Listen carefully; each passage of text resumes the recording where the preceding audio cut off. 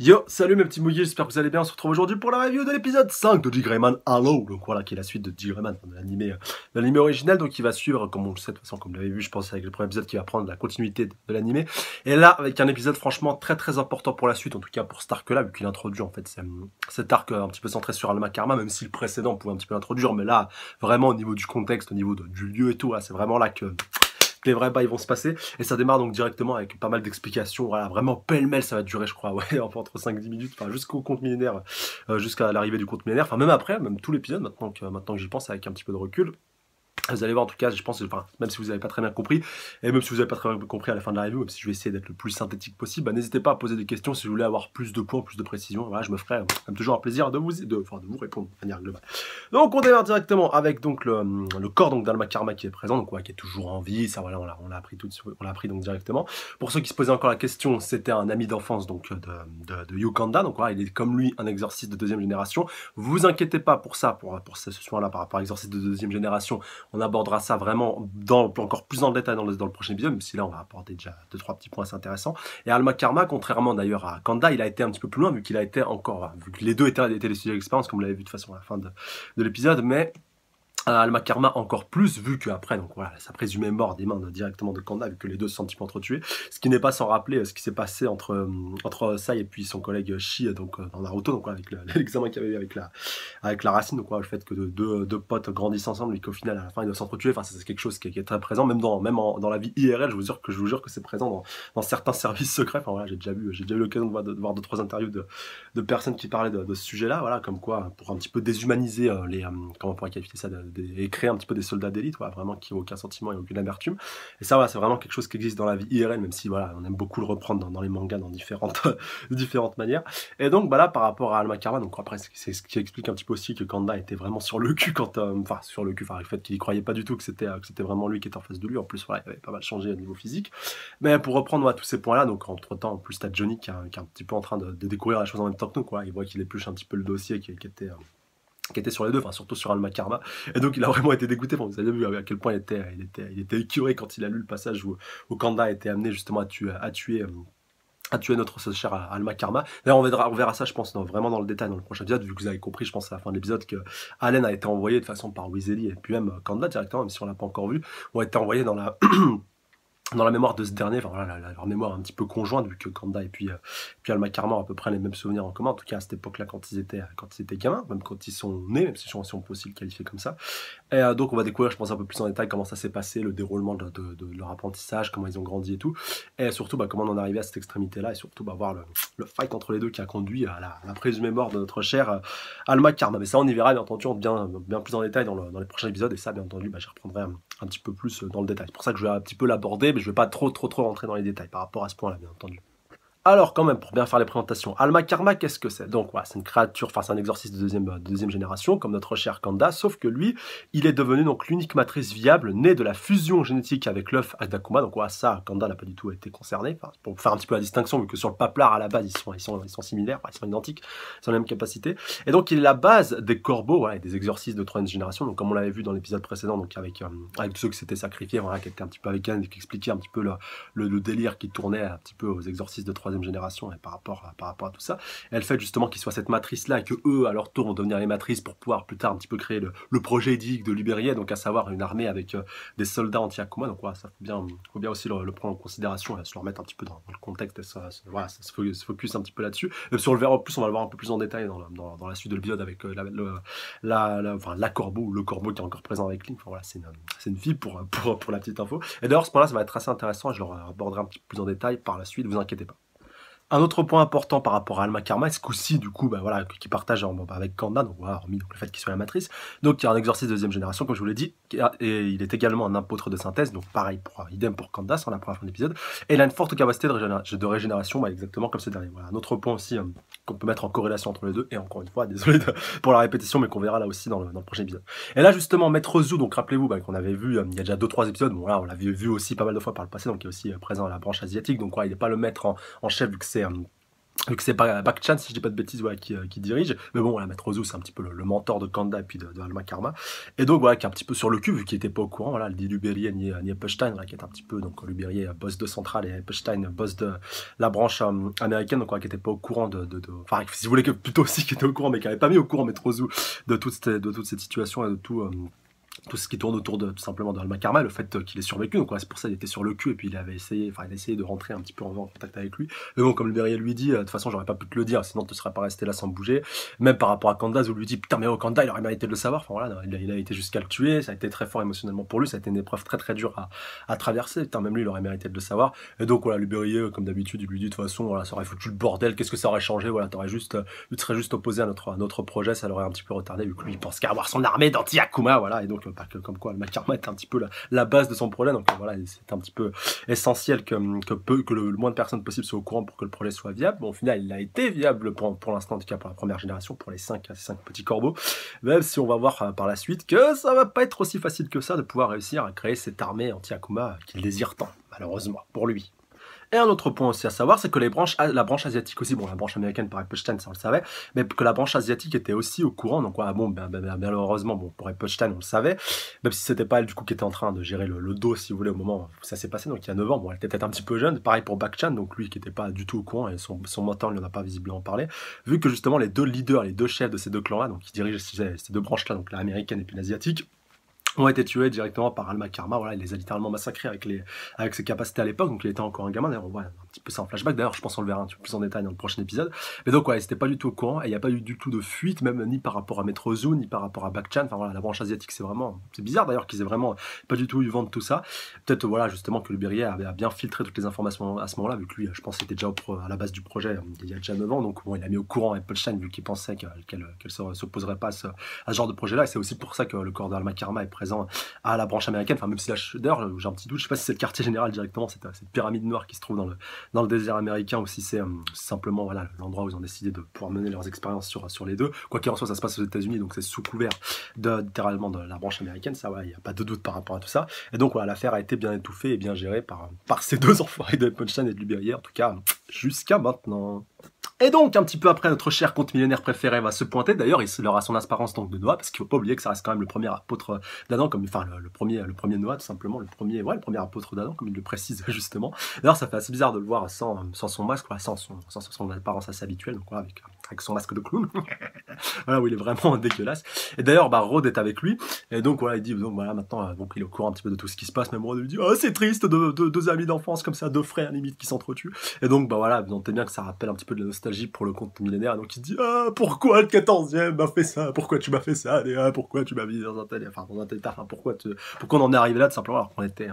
était des frangins, voilà, de toute façon, ça vous êtes au courant. Et franchement, c'était assez hardcore, donc de le voir culpabiliser comme ça, voilà, le conte millénaire une situation assez peu à son avantage. D'ailleurs, il dit bien à Rhodes, attention, on t'en parle pas à Allen, voilà, vu que Allen, le 14e, sont un petit peu une seule et même personne, donc il a pas du tout envie que le 14e soit au courant de toute cette histoire-là. Et donc, au final, après, il va assez vite se reprendre, voilà, il va mettre en place donc tout son plan, donc avec les autres, donc Noah qui vont un petit peu se pointer, donc Weasley et puis surtout Cheryl, donc voilà, un autre Noah donc qui a été ramené il n'y a pas très longtemps, qui lui aussi est très très important, donc, voilà, avec ses petits fils qui arrivent un petit peu à manipuler tous les scientifiques, à les faire revenir là où justement se trouve Alma Karma, à tout gérer sans trop de difficultés, vu qu'ils avaient été mis un petit peu à part par Luberier, vu que Johnny avait un petit peu dégueulé. D'ailleurs, voilà, il s'est fait un petit peu remonter les bretelles par ses supérieurs et par tous les scientifiques, vu qu'ils ne pouvaient pas mener des investigations un petit peu plus poussées par rapport à tout ce qui touchait directement à Alma Karma. D'ailleurs, ils étaient un petit peu dégoûtés, enfin, voilà, vu que c'est un bon sujet d'expérience, on va pouvoir le disséquer, un petit peu l'observer sous toutes les coutures. Enfin, voilà, c'était pas mal, même si voilà, bon, les Noah sont passés assez rapidement à l'action. Et d'ailleurs, même tout ce qui va se passer avec Noah, c'était assez marrant, enfin, notamment quand Allen s'est pointé, enfin, voilà, où ça part un petit peu dans tous les sens, où le Noah c'est un petit peu décontenancé. Enfin, il n'y a pas, si vous voulez, enfin, j'ai pas encore ressenti cette grosse tension, ce gros stress, cette grosse pression par rapport à l'affrontement. Enfin, voilà, t'as tous les Noah qui sont présents, qui sont un petit peu les antagonistes principaux. Enfin, voilà, donc t'es un petit peu ça pourrait ressembler un petit peu à une sorte de teasing pour l'affrontement final entre tous les Noah et puis les exorcistes. Voilà, même l'ordre des exorcistes de manière générale. Alors que là, on est quand même un petit peu un petit peu à la cool, en manière décontracteur. Je sais pas si c'est un choix de l'auteur et si ça sera aussi présent vers la fin du manga, mais voilà, même avec le conte millénaire, quand il va se retrouver sur Allen, le fait que Allen, en arrivant, voilà, il va atterrir sur son dos avec Tiki Mac. Donc voilà, je sais pas si c'est un choix de l'auteur ou si c'est ou si c'est quelque chose donc voilà, totalement voulu pour cet arc-là, mais le manque un petit peu de tension et voilà, de pression, si vous voulez, on ressent pas vraiment trop de danger, mais enfin, je sais pas comment expliquer ce ressenti-là, mais quand voilà, dans n'importe quel type de manga, quand t'es face un petit peu à un gros adversaire, un gros ennemi, ou bon, voilà, par exemple dans Naruto quand t'avais des combats contre l'Akatsuki, bon au début, voilà, parce qu'après c'est vrai qu'avec tous les Edo Tensei, il y a aussi cette tension qui avait un petit peu disparu, et à juste titre d'ailleurs, mais voilà, quand tu commences Naruto Shippuden, tu vois Sasori Deidara, enfin, tu vois pas, voilà, j'aurais pas vu un petit peu ce genre de situation-là, un petit peu décontracté, un petit peu à la cool, un petit peu détendu, avec un petit peu d'ironie avec les antagonistes, voilà, parce qu'il y avait la tension, c'était chaud, enfin voilà, t'avais Gaara qui venait de se faire éclater, bon, désolé un petit peu pour le spoil, mais bon, ça date quand même, alors c'était pas à jour par rapport à ce point-là, je ne peux rien pour toi, cher ami, mais c'est vrai que, dites-moi d'ailleurs votre ressenti dans les commentaires par rapport à ça, que bah, c'est pas quelque chose de mauvais en soi, finalement, ça me plaît bien, mais en tout cas, ça change, voilà, c'est pas quelque chose qu'on a l'habitude de voir, cette décontraction vraiment là, dans un moment aussi important, voilà, je pense que là, j'ai assez bien résumé toute ma pensée en une seule phrase. Et ça, c'est bien, ça fait plaisir. Et d'ailleurs, justement, pour reprendre un petit peu les scientifiques, donc juste avant qu'ils se fassent capturer, t'as directement Johnny qui a peur un petit peu que ça se répète. Donc, ouais, à un moment, ils sont un petit peu, voilà, un petit peu chopés par le compte millénaire. Donc, ouais, il a peur que toute l'explosion du QG se répète. Donc, avec Luffy Akuma, d'ailleurs, qui était aussi présent à ce moment-là, voilà, et puis qui avait détruit, qui avait mené à la destruction de leur premier QG. Donc, ouais, le gros QG qu'ils avaient au tout début du manga. Donc qui avait causé pas mal de morts, donc ouais, aussi dans les rangs des scientifiques. Enfin, là, on voit que ça a pas mal marqué Johnny. Du coup, il flippe vraiment à mort que ça se reproduise. Mais bon, ouais, s'il y a peu de chance, vu que le fight va se dérouler ici dans la pyramide, voilà, bon, même si elle est sous couvert d'ailleurs de l'organisation, il n'y a pas autant de monde qui est présent que précédemment. Après, sait-on jamais, on peut toujours avoir des arrivées un petit peu inopportunes, et donc pas mal d'exorcistes qui décident, voilà, de se diriger dans cette direction-là pour aller leur porter secours. Et donc qu'on ait beaucoup de morts, immanquablement, donc qu'on retombe un petit peu dans ce sérieux. Encore une fois, ça fait un petit peu ça rejoint un petit peu ce que je vous disais tout à l'heure, le fait qu'on soit un petit peu décontracté, mais ça peut basculer d'une seconde à l'autre, voilà, dès que si le Noah décide de passer un petit peu aux choses sérieuses et d'arrêter de rigoler, et puis de vraiment voilà, de commencer à faire un petit peu des massacres. Bah, d'ailleurs, ça se voit un petit peu avec Kanda qui s'est complètement fait éclater par Weasley. Voilà, on avait laissé ce combat en suspens dans l'épisode précédent, et donc là, Kanda donc, il se retrouve directement au-dessus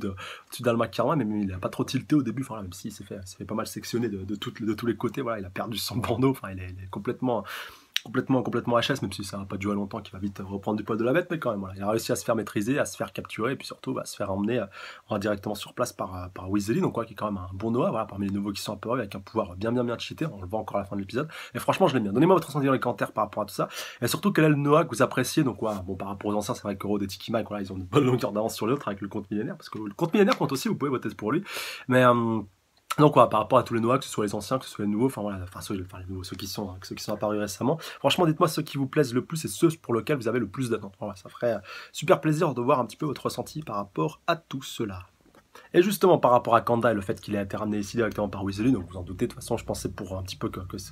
les événements soient un petit peu amenés à se répéter avec Alma Karma, et le fait surtout de pouvoir le libérer, le sortir de son coma, voilà, que ça pourrait être l'élément déclencheur qui permettrait à Alma Karma de s'éveiller, voilà, de sortir un petit peu de son coma, le fait qu'il se retrouve directement face à celui qui l'a tué, enfin voilà, bon, pas besoin d'avoir fait Sciences Po, d'avoir fait Bac+5 pour comprendre ce genre de situation-là, ce genre de volonté par rapport tout simplement au Noah, et puis surtout cet objectif-là qui au final est un plan assez simpliste, même s'il peut se révéler très efficace, même si pour l'instant on n'a pas encore vu le résultat, mais bon, on verra bien ça, je pense, dans les prochains épisodes. En tout cas, bah, voilà, pour ce point-là, ça va quand même être assez tendu, d'ailleurs, avec Kanda qui va assez vite s'énerver, comme on va le voir un petit peu après avec Rod, contre lequel voilà, il va vraiment la massacrer puis la maltraiter, alors qu'elle est encore sous sa petite forme de poupée. Un autre point justement que Cheryl avait un petit peu préparé, donc rappelez-vous celui qui manipule un petit peu les fils, qui avait bloqué toute l'unité scientifique, voilà, même si justement pour revenir vite fait sur Johnny, c'était un petit peu remotivé, enfin le commandant Rivers l'a un petit peu remotivé, reboosté par rapport au fait que voilà, c'est un petit peu la clé de tout ça, et que justement pour éviter que toute l'attaque de QG se reproduise et qu'on ait autant un massacre un tel massacre pardon, qu'il fallait justement qu'ils survivent et qu'ils essaient de mettre un petit peu en place pour essayer de bloquer les Noah, même si malheureusement ça va pas pouvoir se faire. Mais c'est pas impossible que ça survienne avant la fin donc de cet arc-ci, et qu'à un moment donné ils aient aussi leur rôle clé à jouer, même un petit peu plus tard dans le manga aussi. Voilà, c'est un point qu'il faut quand même garder bien à l'esprit pour la suite. Voilà, on sait jamais, ça peut toujours servir, ça peut toujours être important de voir tout ça, surtout Johnny. Voilà, Johnny, malgré tout, voilà, il reste un perso très très important, et vous verrez par la suite, voilà, quand on avancera encore un petit peu plus dans le manga, qui sera encore plus important que ce que vous pouvez, enfin, que ce qu'on peut voir justement jusqu'à maintenant. Même si maintenant il est déjà aussi important, faut pas oublier ce point-là. Et donc, comme je vous disais, donc voilà, pour un petit peu, pour essayer de forcer le retour de Alma Karma, donc voilà, bon, ils ont capturé Kanda, ils ont aussi capturé un troisième génération, donc comme je vous disais, Cheryl qui essayait un petit peu de le faire, agir, donc on voit qu'il avait bloqué un petit peu dans un cercueil, il était prêt à le libérer pour essayer, je sais pas, d'essayer de le faire rentrer un petit peu en résonance avec Alma Karma, vu que les deux ont un petit peu la même source génétique, et que le troisième justement, enfin troisième génération capturée a été créée grâce à la matrice donc d'Alma Karma, mais malheureusement ils se sont fait un petit peu avoir car c'est Allen qui a été enfermé à la place donc du troisième génération. Et d'ailleurs justement il y avait deux troisième générations qui étaient avec Allen dans l'épisode précédent. Bon là il avait réussi un petit peu à les dispatcher puis à se faire éviter, puis je pense c'est pour ça qu'il a réussi à se faire enfermer à leur place pour mieux pouvoir ressurgir comme on le voit un petit peu à ce moment-là. D'ailleurs à ce moment-là Cheryl vole un petit peu de tous les côtés, il dit ouais qu'est-ce que tu fous là et tout, même Allen il lui balance son cercueil sur la gueule et il dit tu vas pas commencer à me saouler. Et le comte à ce moment-là voilà, est un peu voilà, vraiment hypé, vraiment motivé. Il dit ouh putain toi, ça y est, tu t'es enfin présent, Alan Walker, donc quoi, il sait que c'est lui le 14e, donc quoi, mais bon, tout le monde est un peu choqué. Il dit quoi, voilà, le compte millénaire, il sait que c'est lui le 14e. Mais t'as un peu mon neveu, un peu mon neveu qui le sait que c'est le 14e, voilà, par rapport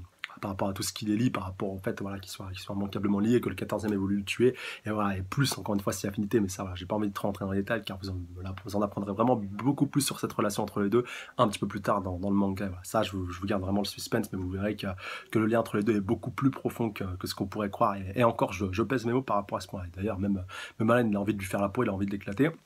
jusqu'à ce que le compte millénaire arrive à peu près à le maîtriser et qu'il essaie un petit peu de l'étrangler pour faire ressortir le 14e. Et d'ailleurs le 14e ressort à ce moment-là, et d'ailleurs justement le comte était au courant du retour du 14e au moment justement où le petit Timothy, voilà, pour l'arc qui était un petit peu focus sur lui, au moment en fait où Allen avait été bloqué par un quatrième, un Ryakuma de quatrième, le niveau 4 si je dis pas de bêtises, et ben justement voilà, le 14e en avait profité pour ressortir, donc lui avait dit bonjour, et justement il l'avait dit à juste titre, vu qu'il savait que l'Akuma de niveau 4 était possédé, contrôlé par le compte millénaire, et que tout ce qui touche aux Akuma possédés, contrôlés par le compte millénaire, directement, bah voilà, ils peuvent interagir directement avec le compte millénaire, que tout ce que ces Akuma voient, le compte le voit, pareil pour les Noah directement, et donc voilà, il est un petit peu entré en interaction avec lui, même si voilà, l'Akuma a servi un petit peu de passage pour essayer de communiquer entre le 14e et le compte millénaire, même si le compte millénaire n'avait pas répondu, mais il l'avait vu, et ça c'est le plus important à prendre en compte, et donc voilà, encore plus avec cette deuxième interaction entre les deux, même si elle va être assez courte et que Allen va vite reprendre le contrôle de son corps, et il dit ouais, de toute façon je suis Alan Walker, je suis exorciste, vous n'allez pas commencer à me saouler, c'est moi qui vais vous éclater, je vais éclater le 14e, je vais éclater le compte millénaire. Et ça franchement ça fait super plaisir, et ça a calmé un petit peu les tensions et les débats entre le compte millénaire et entre le 14e, même si ce n'est que partie remise, on était bien pour la suite, et que ça annonce encore une fois du très lourd. Mais avant de retourner auprès de Allen et auprès du comte, on va quand même faire une petite cartade, enfin un petit détour par Link, donc ouais, qui est toujours en fait du côté où Allen avait combattu avec ses collègues Corbeau, voilà, ses collègues, donc troisième exorciste, pardon, troisième génération. Et donc il va faire la rencontre, je sais pas s'ils ont été présentés par le passé, avec une corbeau, donc en l'occurrence la seule fille donc, qui se prénomme, si je dis pas de bêtises, donc Tewaku. Et Tewaku, elle a fait un rêve assez spécial, assez étrange. Donc voilà, on peut le mettre un petit peu, elle sous couvert des noix, donc qui lui ont fait faire un petit peu ce rêve, mais qui pourrait se révéler être prémonitoire, surtout au vu du contexte qu'on va le voir un petit peu après, en retournant du côté de Allen, où elle a vu donc Allen tuer donc ces deux de ses collègues, donc corbeaux, donc deux des 5 des exorcistes de troisième génération, même si c'est à savoir donc que le quatrième, lui, est toujours en train de combattre, donc Madarao, si je dis pas de bêtises, donc toujours en train de combattre un autre Noah, donc voilà, qui lui aussi toujours un petit peu à l'extérieur. Voilà, il n'est pas, si vous voulez, directement là où est présent tout le schmilblick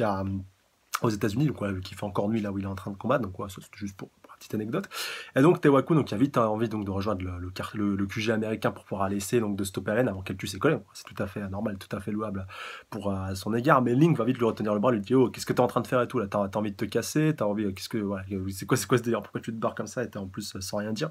Et donc voilà, lui dit qu'elle ne sera pas donc ses prévisions donc se réaliser, même si elle rentre pas trop dans les détails, mais voilà, lui dit qu'elle a quelque chose de très important à faire. Et donc quand même voilà, Link qui a sorti c'est l'occasion vu qu'elle l'a entendu donc mentionner le nom de Allen, et il lui dit donc de toute façon tout ce qui touche à Allen ça me regarde, je suis chargé de sa protection, donc là où il est je dois me trouver, donc je dois être en contact directement avec lui pour le protéger, pour pouvoir le garder à l'œil. Donc voilà, vous en doutez bien que Tewaku ça lui arrange pas trop ses affaires, voilà, surtout Link, voilà, qui est quand même pas n'importe qui, c'est le bras droit de Lubérier, et puis si elle doit en plus se retrouver directement confrontée face à lui avant donc de pouvoir affronter Allen, donc voilà, ça va lui poser pas mal de problèmes, vous en doutez bien. Et donc on ne sait pas trop ce qui va se passer de ce côté-là, même si Link n'a pas l'air d'être décidé à lui lâcher le bras, donc va quand même faire un petit peu avec. Et donc, ce qui va nous permettre de re-switcher du côté de Allen, donc c'est vrai que tout à l'heure je partais un petit peu vite avec le compte millénaire, mais c'est vrai qu'au moment en fait où il a commencé donc à se dégager et puis donc à vouloir engager les hostilités avec le compte millénaire. On a vu donc que 2 autres exorcistes donc de 3e génération, donc qui ont été créés par la matrice donc de Alma Tarba, donc voilà, comme on l'avait vu précédemment. Donc eux aussi sont présents, donc, dont celui qui avait perdu ses bras. Désolé, j'ai déjà zappé son prénom. D'ailleurs, même Allen va essayer de le récupérer à un moment donné, lui dit allez viens avec moi et tout. On va essayer de s'enfuir et tout. Et puis entre temps, t'as Kanda qui arrive à capturer Hérode et puis aussi pour un petit peu avoir un moyen de pression, même si la raison principale pour laquelle il l'a capturé, surtout qu'elle était sous sa forme de poupée, donc c'était pas très compliqué. Enfin, il l'a arraché des mains de Weasley. D'ailleurs, en plus, c'est bien fait engueuler après par Cheryl et puis aussi par le compte millénaire. Donc il lui dit oh pourquoi tu t'as pas bougé, pourquoi t'as pas réagi, même Tiki Mike lui dit oh pourquoi tu t'es pas bougé le derrière. Et donc il lui dit voilà moi je suis pas un mec d'action et tout, voilà moi c'est plus psychique, plus tout ce qui touche à ça qui est un petit peu mon domaine de prédilection. Voilà, je suis pas vraiment quelqu'un d'actif à proprement parler, voilà, prêt à combattre, prêt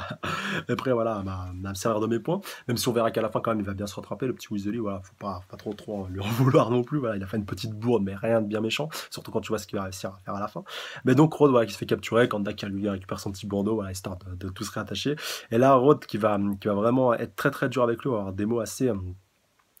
comment on pourrait qualifier ça, ouais, assez dur quand même par rapport à Kanda, par rapport au fait qu'il est tripé, qu'il est